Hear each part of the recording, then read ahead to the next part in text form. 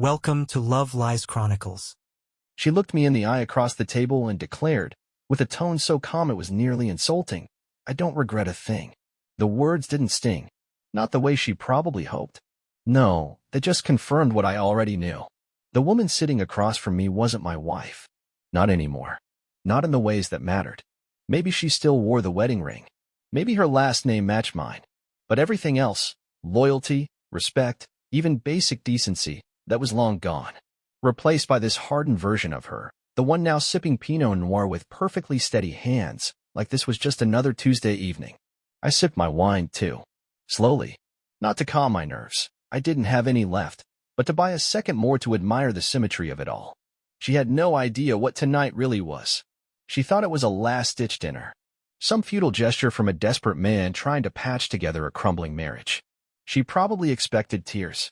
A speech about our history, the kids, the vows. Maybe even a plea for another chance. But she was wrong. This wasn't about saving anything. This was the funeral. The waiter came by, nervous kid in a vest that didn't quite fit, asked if we were ready to order. She smiled politely and said yes. I told him to give us a moment longer. Not because I needed time to look at the menu. I already knew I wouldn't be eating anything tonight. But she didn't need to know that. She turned back to me, swirling her wine as if she was about to critique its legs. "I mean, can we just be honest here?" she said, voice light, almost amused. "You knew, right? You had to have suspected something." "I did," I replied. It was the truth. I had suspected it, months ago.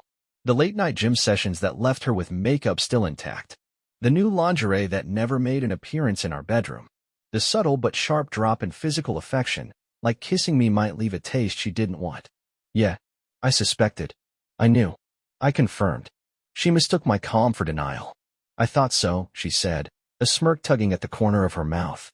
"You always seemed like the type who'd rather live in blissful ignorance than confront reality. You know, keep the image intact." I didn't rise to it. That was her move, bait, provoke, distort. When you don't give her the reaction, she loses her footing. But I was steady. Her smirk faded slightly. The restaurant was small, elegant, intimate. The kind of place with a soft jazz trio in the corner and napkins folded like origami. I chose it because I wanted it to be quiet, controlled, and I wanted her to feel like this was a date, a reset. She dressed for it, tight black dress, curled hair, perfume I hadn't smelled in months. But I wasn't here for the show. "I know this sounds harsh," she went on, "but I don't feel guilty. I don't think I ever will." I nodded, took another slow sip, and set the glass down gently. "I believe you." She blinked. Just once. But I caught it. She was expecting a fight. Maybe even a threat. The silence unsettled her. "You're not going to ask me why?" "No." "You're not going to say anything?" she asked, her voice tightening around the edges now. "I will," I said, glancing down at my watch. "Just not yet." I saw her eyes flick to my wrist. Then back to mine. Confusion now. "Good." She leaned in. "You brought me here to, what? Sit in silence while you act like you're above all this?" I held her gaze, unblinking. "No. I brought you here so you'd have a comfortable place to say whatever you needed to say. To get it out. Feel powerful. In control. Excuse me. Because I knew," I said, "that tonight would be the last night you'd ever feel like that." Her eyes narrowed. "You think you're threatening me?" "No. Threats are for people who haven't already made their move." I could see it now, that flicker of doubt. That instinct deep inside her chest, warning her that maybe she wasn't holding the cards tonight. She opened her mouth, but I held up a hand. "I'll let you speak," I said, my voice still even. "Now I will." I reached into my jacket and set a folded napkin-sized envelope on the table. Her name written in neat cursive across the front. "What is this?" she asked, her voice losing some of its edge. "Something you'll want to read. But not here. Read it when you're home. You're being cryptic and dramatic." "Maybe," I said, standing up and pushing in my chair. "Or maybe I just know that by dawn, you'll beg for forgiveness." She scoffed, eyes rolling. I turned and walked away before she could finish the laugh. Let her enjoy the wine. The quiet hum of the jazz trio. The illusion that she still had some kind of control. It would all start unraveling soon enough. And by morning, she wouldn't be the one sipping wine. She'd be choking on regret. People always talk about betrayal like it's a single moment. Like there's a day, an hour, a second when everything changes. That's not how it felt for me. For me, it was a slow leak. A quiet hiss in the background of our marriage I couldn't quite place, until one day, I realized I was already drowning. It started subtly. A missed text. A deflected kiss. The way her eyes glazed over when I spoke about my day. At first, I blamed stress. We both worked a lot. Long hours, late meetings. She was a project manager at some boutique marketing firm that prided itself on being young and fast. That should have been my first red flag. Turns out, young and fast described more than just their client turnaround time. But I didn't want to be that guy, the paranoid husband.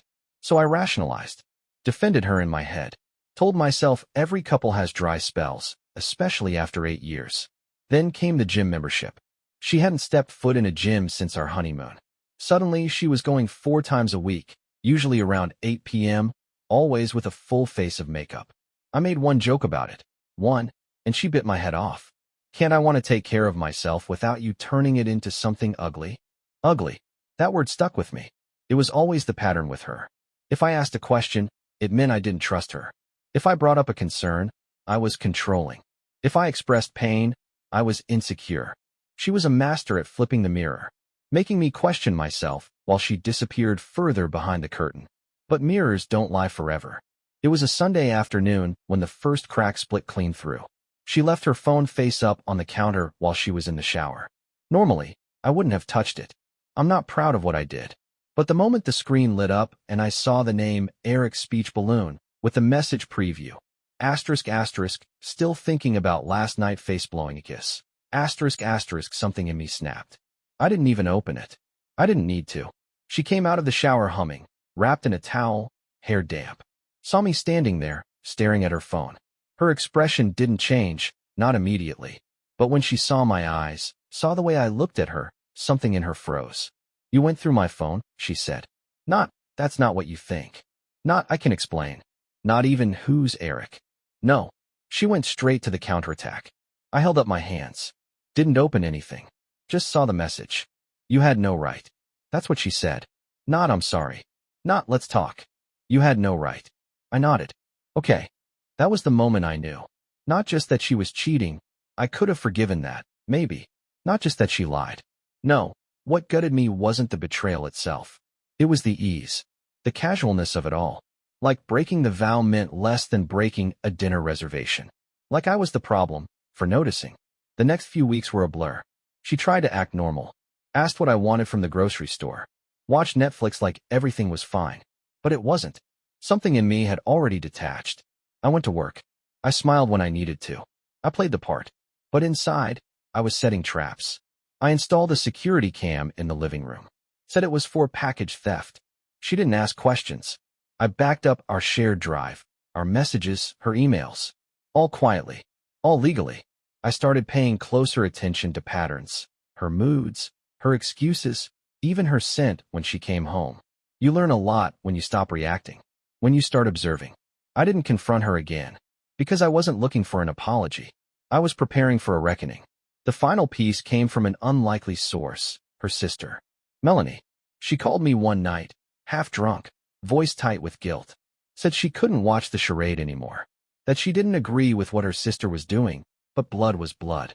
Just look at her email, she said. Check her events folder. I did. There it was. Dinner reservations. Hotel bookings. Fake work trips. Messages to a contact named Ray. Ray, as it turned out, wasn't a woman. It was an alias. I traced the number. Eric. Full name, Eric Randolph, her junior colleague. 10 years younger. Instagram full of gym selfies, crypto rants, and motivational quotes. Hustle hard, cheat harder, I guess. I didn't confront her. Not yet. That night, I sat on the porch with a whiskey in my hand, staring up at a sky that felt more honest than anything I'd seen in my marriage in months. I didn't cry. I didn't rage. I just made a decision. If she could play her part, so could I. And when the curtain finally dropped, I'd make damn sure the audience knew who the real villain was. Melanie's tip wasn't the end, it was the beginning. Once I confirmed Eric's identity and connected the dots through emails and calendar invites, everything fell into place. They'd been careful, but not careful enough. She'd booked a room for an out-of-town pitch meeting in the city. Except the room wasn't near the office. It was a boutique hotel known for being discreet. The kind of place with no front desk cameras and room service that doesn't knock if you leave the privacy tag on the door. I didn't rush. I documented. I printed the emails, screenshotted the calendar logs, captured the IP addresses. Her messages to Ray were enough to establish intent. And once I paid a visit to the hotel front desk and flashed my ID, pretending to be her worried husband, I got the dates and room confirmations I needed. Not illegal, just persuasive. But the video was the crown jewel. That's where I got a little creative. See, when Melanie gave me the events folder tip, she also told me something else, something that hadn't left my mind since she said it. She brags about how you'll never leave. Says you're too passive. That even if you found out, you wouldn't know what to do. That's when it stopped being about betrayal and started being about control. She didn't just cheat. She gambled that I'd do nothing about it. And that was my invitation. I knew the only way to end this wasn't to leave quietly. It was to make her sit in the wreckage of what she'd built. To make her feel the silence the same way I had, only this time, not as a victim, as a witness to her own collapse. So I went to someone who owed me a favor. His name's Jordan, a buddy from college who runs a tech security company. Back in the day, I helped him get through a brutal semester of physics by rewriting half his problem sets when his dad was in the hospital. He hadn't forgotten. What you're asking, he said slowly, is legal, if you're installing it in your own home. I am. You want audio or video? Both. He nodded, no questions asked. 3 days later, a small voice-activated camera sat nestled in our bedroom bookshelf. Another one disguised in a charging station in the guest room, where she usually took calls when she didn't want to be disturbed. It didn't take long. One Thursday night, I told her I'd be at a work dinner. I wasn't. I sat in my car 4 blocks away, parked behind a florist shop with a view of nothing but the steering wheel and the live stream on my phone. She came home at 7:12 p.m. wearing that red dress, the one she never wore around me anymore. At 7:31, Eric arrived. I watched as they stood in the hallway, her kissing his neck like it was the most natural thing in the world. He called her babe. She told him she couldn't believe I still hadn't figured it out. Then he laughed. She joined him. That laugh, that's what did it. I could handle the sex, the lies. But that laugh? That was ridicule. That was contempt. They weren't just unfaithful. They were entertained. I didn't storm in. I didn't interrupt. I waited until they were both asleep. Then I slipped in through the side door quiet as a whisper and retrieved the SD cards. The footage? Securely backed up. 1 copy for me. 1 for my attorney. 1 for Eric's girlfriend.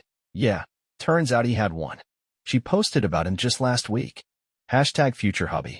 Didn't take much digging to find her LinkedIn, either. Marketing intern. Same firm. Of course. I wasn't done yet. Over the next 2 weeks, I moved quietly. I met with a lawyer. A good one. Explained the situation, shared the evidence. We drafted divorce papers. I shifted funds from our joint account into my protected personal account. Nothing illegal, just my pre-tax contributions. I froze any auto payments on her credit cards. Canceled the Netflix, Spotify, and the spa membership she used more than our bedroom. I updated my will. Changed the emergency contact at work. Moved sentimental items, photos, keepsakes, my father's watch into storage. Piece by piece, I peeled her off my life. And she didn't suspect a thing. She was too busy playing house with Eric while I packed up the foundation underneath her feet. It was almost poetic. The final play was the dinner. I chose the restaurant carefully. Somewhere upscale but cozy, with enough intimacy to make her feel comfortable and just enough class for her to believe I still cared. She thought it was a white flag. She thought I'd come to beg for her to come back. That's why she wore the black dress. That's why she smiled when she said, "I don't regret a thing." That's why I didn't flinch when she did. Because she had no idea what was already in motion. Because by dawn, she'd be living in a completely different world. One she created. One she couldn't escape. She didn't text me that night. I expected she wouldn't. Maybe she was angry. Maybe she was still sitting at that restaurant table, replaying what I'd said. By dawn, you'll beg for forgiveness. Or maybe, deep down, she knew. I was already home when her call came in. 12:47 a.m. I let it ring out. Voicemail. 3 minutes later, another call. Then a text. What did you do? No, hi. No, what's going on? Just that. The panic had started. I leaned back in my chair, glass of bourbon in hand, and waited. At 1:14 a.m., the next message arrived. Why is my card declining? That one made me smile.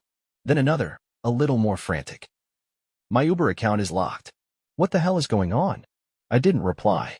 I wasn't going to say anything, not yet. I wanted her to feel the silence for a change. At 2:08 a.m., I got an email. Subject line, please talk to me. I didn't open it. I was already forwarding everything to my lawyer. The real blow didn't land until morning. At 8:03 a.m., I sent an email to her boss and their HR department. Attached was a collection of hotel receipts booked during supposed client meetings, backed by timestamps that overlapped with company hours. Included were screenshots of messages between her and Eric, with explicit references to skipping out on work, even mocking clients. The subject line, ethics violation, misuse of company time and funds. 2 hours later, she was placed on administrative leave. Eric, too. By 11 a.m., I got a ping on LinkedIn. It was from Eric's girlfriend, now ex-girlfriend, Julia. Her message was short. I saw everything. Thank you. He's out. You're not alone. I didn't reply. I didn't need to. She'd already handled him. By noon, our shared calendar, yes, the same one she used to color code her fake meetings, had 2 new events. Attorney meeting, divorce filing. Storage pickup, personal items only. She didn't show up for either. Instead, she called. Over and over. I ignored every single one. Then came the final one. A voicemail at 1:17 p.m., long, broken, raw. Please just talk to me. I don't know what's happening, okay? Everything's falling apart. I made a mistake. I wasn't thinking clearly, I thought. I thought you didn't care anymore. I thought you were checked out. You were always so distant lately, I didn't think you'd even notice. Then, quieter. Choked. I didn't mean to hurt you. I didn't mean for it to go this far. Just, please don't do this. Can we just talk? One conversation. One chance. Please. I'm begging you. There it was. The thing she once swore would never come. Begging. I replayed it once, just to hear the difference between her voice now and her voice across that dinner table. It was almost poetic. But I wasn't done yet. At 2:30 p.m., she came to the house. Knocked. Rang the bell. Called my name. I watched from the upstairs window as she stood on the porch, makeup running, phone clutched like a lifeline. She looked so small. So far from the woman who once smirked across a linen-covered table and said she didn't regret a thing. I waited. She knocked again. Please, can we talk? Just 5 minutes. I let her sit in the silence. I wanted her to feel it. Let it soak in. Then, finally, I opened the door, not because I wanted to talk, but because I wanted to finish it. She looked up, startled. Tears, smeared eyeliner, desperation. Thank you, she said quickly, stepping forward. I raised a hand. I'm not here to reconcile. She stopped. I'm not here to yell. Or fight. Or forgive. Her face crumpled. Then why, who? I'm here, I said slowly, to return what's yours. I handed her a box, nothing big. Just a cardboard container with her wedding ring, the spare house key, and a copy of the divorce filing. On top, I placed one last envelope. What's this? She whispered. Your own words. Inside the envelope were the printed texts, emails, calendar invites, photos. Every excuse. Every lie. I didn't want you to forget who wrote this story. She opened her mouth, but nothing came out. Just a sound, a low, broken exhale. I stepped back inside and closed the door. Quietly. No screaming. No slammed doors. Just closure. It's strange. I thought I'd feel angry. Triumphant. Maybe. But all I felt was calm. I didn't destroy her. She just finally got to meet the version of me she underestimated. The one who doesn't chase. The one who watches from across the table with steady eyes and a glass of wine, already knowing. By dawn, she'd beg for forgiveness. And I wouldn't have to say a word. The last time I saw her was from behind the glass. She stood there in the driveway for maybe 20 minutes after I shut the door. She didn't cry like I expected her to. Or maybe she did, but not the way she had in that voicemail. Not the panicked, spiraling kind of sobs. This was something quieter. Numb. The way someone looks when they realize they're already underwater, and no one is coming to pull them out. Eventually she got into her car and left. She didn't take the box with her. I let it sit there overnight, untouched on the porch. In the morning, I moved it to the edge of the yard and placed a small note on top. Return to sender. It rained that day. Everything inside was soaked by the time she came back for it. I didn't watch her this time. I just heard the crunch of tires, the slam of the door, and the sound of cardboard peeling off wet concrete. She didn't knock again. And that was how it ended. No dramatic screaming match. No one cheating on anyone with a sibling or setting clothes on fire in the yard. Just silence, precision, and something far more devastating than anger. Being erased. You'd think that'd be enough, right? Divorce papers signed. Finances separated. Public reputations, if not ruined, at least bloodied. I could have closed that chapter and moved on. But I still had one more thing to do. It was never just about what she did. It was about who she tried to convince me I was. The helpless husband. The oblivious doormat. The boring fallback guy you settle for until something stronger comes along. The one you can lie to and manipulate and discard, and still expect him to show up, hold your hand, and beg for another chance. That version of me. He died the second she said, "I don't regret a thing." So, I wrote something. Not a manifesto. Not some angry online post. Just a letter. To her parents. To Eric's girlfriend. To my family. The ones who knew something felt off, but didn't want to overstep. It was short. It said, "I've decided not to justify her actions, nor mine. What happened between us is over. There's no need for speculation. If you want answers, ask her. If she tells the truth, you'll know everything. If she lies, you'll know even more. Daniel." I sent it, then closed the email account we used as a couple. Canceled the shared phone plan. Changed all my passwords. Deleted our wedding photos from my cloud backup, not out of spite, but because I didn't want to remember the performance. I archived one, just one, and tucked it into a locked drive labeled "before I knew." The house feels lighter now. I didn't sell it. Didn't remodel it. I just reclaimed it. Little things, like hanging up my own artwork instead of the decor she picked because it was on trend. Cooking meals that didn't revolve around whatever fad diet she was on. Letting the silence in the evenings be peace, not punishment. Some nights I sit out on the back porch with a drink and listen to the wind move through the trees. I used to do that even when she was here. But back then, it felt like an escape. Now it feels like coming home. She still texts every so often. Nothing dramatic. Just breadcrumbs. "Hope you're well. Can we talk? I miss your steadiness." I never reply. And not because I'm trying to be cruel, but because some messages don't deserve answers. I don't hate her. That's what surprises people the most when they ask. Those few who know the whole story. I don't wish her pain. I just finally understand that I was never the weak one. I was the storm she didn't see coming. The man who didn't raise his voice because he didn't have to. And when she whispered across that restaurant table, "I don't regret a thing," I simply smiled. Because I knew by dawn, she'd learn what regret really tasted like. Dear listeners, please share your thoughts in the comments, and do not forget to like, share, and subscribe to the channel.